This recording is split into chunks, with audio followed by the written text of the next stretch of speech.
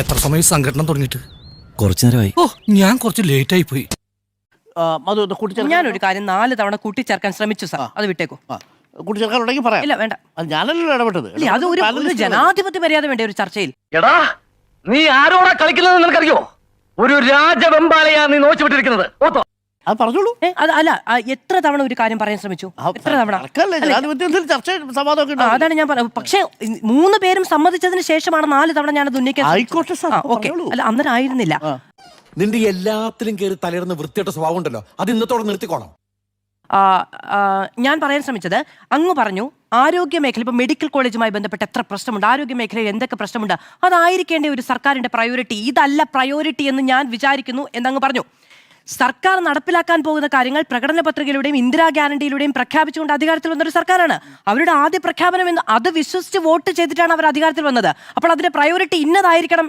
അവർ പറഞ്ഞ പ്രയോറിറ്റിക്ക് കിട്ടിയ വോട്ടിലാണ് അവർ അധികാരത്തിൽ ഇരിക്കുന്നതെങ്കിൽ അതിനെ ഒന്ന് റെസ്പെക്ട് ചെയ്യാം. അങ്ങനെയല്ല, അല്ലെങ്കിൽ വേണ്ട.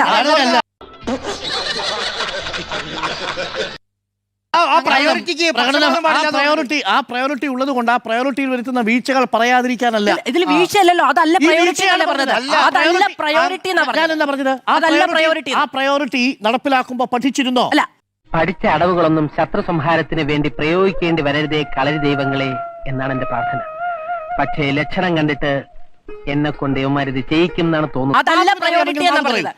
ആ കാര്യം അങ്ങ് ഉന്നയിച്ചപ്പോൾ ഞാൻ മിണ്ടിയില്ല, ഡോക്ടർ അരുൺകുമാർ. അല്ല, അത് അങ്ങ് ഉന്നയിച്ചപ്പോൾ ഞാൻ മിണ്ടിയില്ല. എന്റെ വിയോജിപ്പ് എവിടെയായിരുന്നു? അതല്ല പ്രയോറിറ്റി എന്ന് അങ്ങ് പറഞ്ഞപ്പോഴാണ് ജനാധിപത്യത്തിൽ ഉണ്ടാവുമല്ലോ. അപ്പൊ അതല്ല പ്രയോറിറ്റി എന്ന് അങ്ങ് പറഞ്ഞെടുത്താണ് ഞാൻ പറഞ്ഞത് ഇന്നതാണ് ഞങ്ങളുടെ പ്രയോറിറ്റി എന്ന് പ്രഖ്യാപിച്ചുകൊണ്ടാണ് ഈ സർക്കാർ അധികാരത്തിൽ വന്നത്. ഒന്നുമില്ലെങ്കിലും ദാരിദ്ര്യത്തിന് കുറവൊന്നുമില്ലല്ലോ. കേരളത്തിന്റെ പ്രയോറിറ്റി ആണ് എന്ന് ഈ പ്രയോറിറ്റിയാണ് ഞങ്ങളുടെ നയമെന്ന് പറഞ്ഞത്. ഇത് കേരളത്തിന്റെ പ്രയോറിറ്റി എന്നല്ല സാർ. ഈ മേഖലയിലെ വികസനങ്ങളാണ് ഞങ്ങളുടെ പ്രയോറിറ്റി എന്ന് പ്രകടന പത്രികയിൽ സർക്കാർ വന്നത്. സർക്കാർ വന്നപ്പോൾ അവർക്ക് വോട്ട് ചെയ്യാൻ തീരുമാനിച്ച ജനങ്ങൾക്ക് അതായിരിക്കണം പ്രയോറിറ്റി. ശരി. ഇനി എന്തിന്റെ അടിസ്ഥാനത്തിൽ, ഏത് പഠനത്തിന്റെ അടിസ്ഥാനത്തിൽ തീരുമാനിച്ചു? അതല്ല ഉദ്ദേശം. ഞാൻ മാറി പിന്നെ ചൂടാണ്ട് AC ഒന്നും ഇല്ല. അത് സർ, ഞാൻ ചോദിക്കട്ടെ, അവർ പഠനം നടത്തിയോ ഇല്ലയോ എന്നുള്ളത് അവിടെ നിൽക്കട്ടെ. ഞാൻ പറയട്ടെ, ഇതാണ് ഞങ്ങളുടെ പ്രയോറിറ്റി എന്നല്ലേ അവർ പറഞ്ഞത്. അത് അവരല്ലേ പറഞ്ഞത്. പൊതുവാൾജി എനിക്കിനെ ചോര കളക്കണ്ടട്ടാ. Cool down KRP, cool down. നമുക്ക് പിന്നെ നിയമപരമായി തന്നെ ഒതുക്കാം. ഞാൻ അത് നടപ്പിലാക്കുന്നതുമായി ബന്ധപ്പെട്ട് അങ്ങ് ഉന്നയിച്ച കാര്യങ്ങൾ പറഞ്ഞപ്പോൾ ഞാൻ പറഞ്ഞില്ല ഇതല്ല കേരളത്തിന്റെ പ്രയോറിറ്റി എന്ന് അങ്ങ് പറഞ്ഞപ്പോഴാണ് പറഞ്ഞത് ഞങ്ങളുടെ വികസന നയത്തിൽ ഞങ്ങൾ ആദ്യഘട്ടത്തിൽ പ്രയോറിക്കുന്നത് ഈ വിഭാഗങ്ങൾക്കും ഈ മേഖലയ്ക്കുമാണ്. എന്ത് സർക്കാർ ഇന്ന് ആ രാഷ്ട്രീയ പാർട്ടി പ്രകടന പത്രികയിൽ എഴുതി വെച്ച തിരഞ്ഞെടുപ്പിനെ നേരിട്ട് അധികാരത്തിൽ വരുമ്പോൾ അതല്ലായിരുന്നു ഞങ്ങളുടെ പ്രകടന പത്രികയിൽ എന്ന് പറഞ്ഞാൽ അങ്ങ് ഒരു പക്ഷേ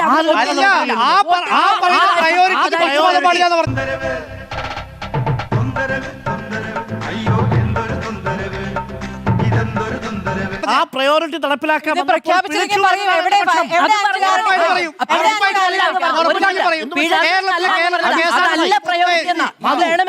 പിന്നിൽ അദ്ദേഹം വേണമെങ്കിൽ കേൾക്കാം. അത് പിഴച്ചെന്നല്ല. ആ പിഴവ് ഞാൻ കേട്ടു ഡോക്ടർ ഹരികുമാർ. ഞാൻ വളരെ ബഹുമാനത്തോട് കൂടി കേട്ടു. അതിലെ പിഴവുകളെ അങ്ങ് ചൂണ്ടിക്കാണിച്ചപ്പോൾ ഞാൻ കേട്ടു. അതല്ല പ്രയോറിറ്റി എന്ന് പറഞ്ഞെടുത്താണ് ഞാൻ പറഞ്ഞത്. അങ്ങ് ഘടകവിരുദ്ധതയാണ് പറയുന്നത്. ഒറ്റ കാര്യം പറയും മാധു, കേരളത്തിൽ സർക്കാർ ബസ്സുകളിൽ KSRTC ബസ്സുകളിൽ യാത്ര ഇല്ലാത്തത് കൊണ്ടാണ്, സൗജന്യ യാത്ര ഇല്ലാത്തത് കൊണ്ട് സ്ത്രീ ശാക്തീകരണത്തിന് ബുദ്ധിമുട്ടുണ്ടായി എന്ന് പറയുന്ന ഒരു പഠനം പറയും. ഇപ്പൊ കിട്ടൂടാ, ഇപ്പൊ കിട്ടും, ഇപ്പൊ ഈശി പൂശോടാ. ഇന്ന് ഞാൻ പറഞ്ഞോ? പിന്നെ അതല്ലേ ഞാൻ പറഞ്ഞുകൊണ്ടിരിക്കുന്നത്. അല്ല, പിന്നെ അത് എങ്ങനെ അതുമായി ഈ വാദം അങ്ങ് നേരത്തെയും പറഞ്ഞില്ലേ?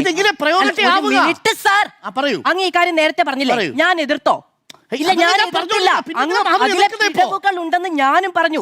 ആ പിഴവുകളെ കുറിച്ച് പറഞ്ഞപ്പോഴല്ല ഡോക്ടർ ആ കാര്യം അങ്ങ് ചൂണ്ടിക്കാണിച്ചപ്പോൾ ഞാൻ പറഞ്ഞില്ല പിഴവുകൾ ഉണ്ടാകും, പക്ഷെ ഇതല്ല സർക്കാരിന്റെ പ്രയോറിറ്റി ആകേണ്ടതെന്ന് അങ്ങ് പറഞ്ഞപ്പോഴാണ് ഈ സർക്കാരിന്റെ നയം ആ സർക്കാർ തീരുമാനിക്കുകയും അത് പ്രഖ്യാപിക്കുകയും ചെയ്ത് അതിന് വോട്ട് ചെയ്താണ് ഈ സർക്കാർ അധികാരത്തിൽ വന്നത്. അതല്ല നടപ്പിലാക്കേണ്ടതെന്ന് അങ്ങ് പറഞ്ഞു.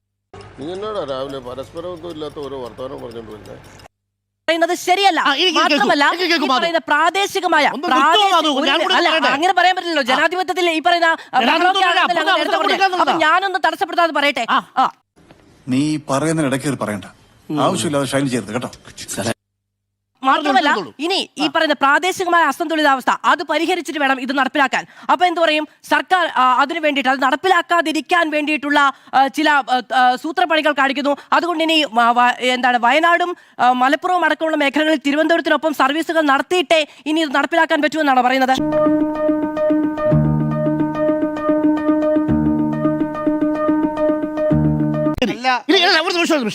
മാധു ഇടപെടല്ലേ, ഞാൻ ഇടപെട്ടില്ലേ?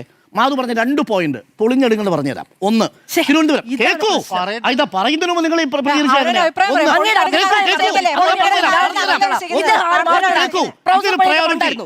ബഹളം വയ്ക്കല്ലേ. കീഴടങ്ങി കൈ പൊക്കാ പിന്നെ വെടിവെക്കരുത്. ഞാനാണ് പറയണത്, അടുത്ത നാട്ടുകാരുണ്ട്. വെറുതെ സംസാരിച്ച് അടി വാങ്ങിച്ചേരാതെ നീ കയറി പോകത്ത്. പ്രയോറിറ്റി എന്തുകൊണ്ടാണ് ഈ സർക്കാർ നിശ്ചയിച്ചതിൽ പിഴവ് പറ്റിയത്? ഇത് പ്രയോറിറ്റി അല്ല എന്ന് പറയാനുള്ള കാരണം എന്താ?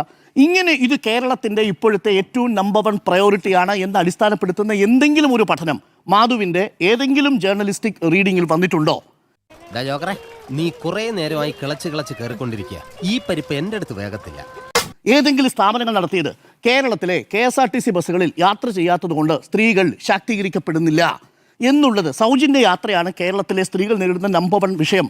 നോക്കൂ, 1 ലക്ഷം രൂപ ശമ്പളം വാങ്ങുന്ന ഒരു പ്രൊഫസർ അല്ലെങ്കിൽ ഒരു അധ്യാപകനോ അല്ലെങ്കിൽ മറ്റേതെങ്കിലും ഒരു ബാങ്ക് ജീവനക്കാരനോ നാളെ KSRTC ഓടുന്ന ബസ്സിൽ സൗജന്യമായി യാത്ര ചെയ്യുകയും കൂലിപ്പണിക്കാരൻ നാളത്തെ ഒരു വരുമാനം 600-700 രൂപ ഒരു ദിവസം മാത്രം കിട്ടിക്കൊണ്ടിരിക്കുന്ന ഒരു സാധാരണക്കാരനായിട്ടുള്ള ആളുകൾക്ക് പൈസ കൊടുത്ത് യാത്ര ചെയ്യേണ്ടി വരികയും ചെയ്യുന്ന അസന്തുലിതാവസ്ഥ ഞാനിവിടെ സൂചിപ്പിച്ചു. ഭിന്നശേഷിക്കാരൻ്റെ അസന്തുലിതാവസ്ഥ, റീജിയണൽ ഇംബാലൻസസ്, ഈ വിഷയങ്ങളെല്ലാം ഉൾക്കൊള്ളുന്ന ഒരു വിഷയത്തെ നിങ്ങൾ എങ്ങനെയാണ് നമ്പർ 1 പ്രയോറിറ്റി ആയിട്ട് എടുക്കുക? ഇത് ഏത് പഠനത്തിൻ്റെ അടിസ്ഥാനത്തിൽ തീരുമാനിച്ചു? ഇതൊരു കോപ്പി പേസ്റ്റ് അല്ലേ? എന്താ ഒരു തീപ്പൊരിയ രോമാഞ്ചം കൊണ്ട് രോമാഞ്ചം. ഇത് നിങ്ങൾ ഏത് പഠനത്തിന്റെ അടിസ്ഥാനത്തിൽ ഒരു പഠനം പറയൂ, ഒരു പഠനം പറയൂ. ഇത് കേരളത്തിൽ ഇപ്പോൾ നേരിടുന്ന ഏറ്റവും വലിയ സാമൂഹികമായിട്ടുള്ള സുരക്ഷയുടെ പ്രശ്നമാണ് എന്ന് ചൂണ്ടിക്കാണിക്കുന്ന ഒരു പഠനം പറയൂ. ആ പഠനത്തിന്റെ അടിസ്ഥാനത്തിൽ വേണം പ്രയോറിറ്റികൾ ഫിക്സ് ചെയ്യാൻ. അതുകൊണ്ടാണ് എൻ്റെ ആർഗ്യുമെന്റ്, ഇതല്ല കേരളത്തിന്റെ നമ്പർ 1 പ്രയോറിറ്റി. സന്തോഷായോ? തനിക്ക് ഈ ജീപ്പന്റെ നെഞ്ച് തുടക്കായിട്ടായിരുന്നില്ലേ? എന്നാൽ ഇത് കൊടുക്കാൻ തീരുമാനിക്കുമ്പോൾ എങ്ങനെ തീരുമാനിക്കണം? ഇനി കൊടുക്കാൻ തീരുമാനിച്ചാൽ അതിന് ആ വിവേചനം ഉണ്ടാവരുത്, റീജിയണൽ ഇംബാലൻസസ് ഉണ്ടാവരുത്. റീജിയണൽ ഇംബാലൻസ് ഉണ്ടായി, അതാണ് രണ്ടാമത് ഞാൻ ചൂണ്ടിക്കാണിച്ചത്. മൂന്നാമത്, സാമൂഹിക നീതിയാണ് വിഷയമെങ്കിൽ ഇവിടെ കൂട്ടുപിടിക്കേണ്ട മനുഷ്യരുണ്ടായിരുന്നു. അതിൽ സാമ്പത്തികമായിട്ടുള്ള മാനദണ്ഡം ഒരു ഘടകമാകണം, ഭിന്നശേഷി മാനദണ്ഡമാകണം. അതാണ് പ്രയോറിറ്റി നിശ്ചയിച്ചതിൽ പിഴവ് പറ്റി. ഇതല്ല പ്രയോറിറ്റി എന്ന് പറയാനുള്ള കാരണം അതാണ് എൻ്റെ ആർഗ്യുമെന്റ്. ഇപ്പോഴും ശരി, കഴിഞ്ഞോ? പൊളിഞ്ഞടങ്ങി കഴിഞ്ഞായിരുന്നോ? എവിടെ കിടക്കണേ, കാണട്ടെ. ഈ ധർമ്മേന്ദ്രയുടെ ചില സമയത്ത് തമാശ കേട്ട ചിരിച്ചിട്ട് കഷത്തിൽ നീര് വീഴും. ഇനി മാധു പറയാണ്, ഈ തിരുവനന്തപുരം മലപ്പുറം കൂടി കഴിഞ്ഞിട്ടേ ഇത് നടപ്പാക്കാൻ പാടുള്ളൂ. അതാണ് സാർ ഈ പ്രയോറിറ്റിയുടെ പ്രശ്നം. കഴിഞ്ഞോ? പൊളിച്ചടക്കി കഴിഞ്ഞോ? പൊളിച്ചടക്കി കഴിഞ്ഞോ? കഴിഞ്ഞോ? പറഞ്ഞു. ശരി. എന്താ ഇങ്ങനെ വായും പൊളിച്ച് നിൽക്കണേ? പറ, എന്തെങ്കിലുമൊക്കെ കടിച്ചാ പൊട്ടാത്ത കാര്യങ്ങൾ നിയന്ത്രിച്ചു പറ. ഇനി ഞാൻ പറയാം, എൻ്റെ അഭിപ്രായത്തിന് മറുപടി പറയേണ്ട ബാധ്യതയെ എനിക്കുള്ളൂ. ഈ പദ്ധതി നടപ്പിലാക്കുന്നതുമായി ബന്ധപ്പെട്ട് അങ്ങൊരു ചോദ്യം ചോദിക്കുമ്പോൾ അതിന് ഉത്തരം പറയേണ്ടുന്ന ബാധ്യത എനിക്കില്ല. അത് അങ്ങയുടെ അഭിപ്രായമായി കാണാനുള്ള ജനാധിപത്യ ബോധം എനിക്കുണ്ട്. ഞാൻ എൻ്റെ അഭിപ്രായത്തിന് അങ്ങൊരു ചോദ്യം ചോദിച്ചാലേ മറുപടി പറയേണ്ടതുള്ളൂ. അങ്ങ് പറഞ്ഞ അഭിപ്രായം ഞാൻ പറഞ്ഞിട്ടില്ല. ഒന്നാമത്തെ കാര്യം. എന്തൊക്കെയാണോ ഈ പറയണത്? ഇനി ഞാനൊരു കാര്യം പറയുമ്പോൾ അങ്ങ് നേരത്തെ പറഞ്ഞ കാര്യങ്ങൾ പൊളിഞ്ഞടുങ്ങി പോകുമെന്ന് ഞാൻ വിചാരിക്കുന്നില്ല. കാരണം ഇത് ഓരോരുത്തരുടെയും അഭിപ്രായം പറയാനുള്ള വേദിയാണെന്നാണ് ഞാൻ വിചാരിക്കുന്നത്. ഇനി എൻ്റെ അഭിപ്രായം എന്തായിരുന്നു? ഞാൻ പറഞ്ഞത് ഈ പാർട്ടി, അതായത് കോൺഗ്രസ്, തിരഞ്ഞെടുപ്പിന് മുമ്പ് ഇതാണ് ഞങ്ങൾ പ്രയോറിറ്റി നൽകി നടപ്പിലാക്കാൻ പോകുന്ന പദ്ധതികളെന്ന് ഈ നാട്ടിലെ ജനങ്ങളോട് പറഞ്ഞു. ഇന്ദിരാ ഗ്യാരണ്ടി എന്ന് രാഹുൽ ഗാന്ധി വന്ന് പറഞ്ഞു. അതിനുശേഷം ഇവിടെ പ്രകടന പത്രിക നടപ്പിലാക്കി. സ്വാഭാവികമായും ആ പാർട്ടിക്ക് വോട്ട് ചെയ്ത ആളുകൾക്ക് സാമാന്യ ബുദ്ധിയിൽ ഇതാണ് ഈ സർക്കാരിന്റെ പ്രയോറിറ്റി എന്നൊരു ബോധ്യമുണ്ടാകും. അതിനവർ വോട്ട് ചെയ്തു എന്നാണ് ഞാൻ പറഞ്ഞത്. ഇനി ഞാനിവിടെ നിന്ന് ഡയലോഗ് പറഞ്ഞ കരഞ്ഞു പോകും. ഉസ്മാനെ രക്ഷപ്പെട്ടോ.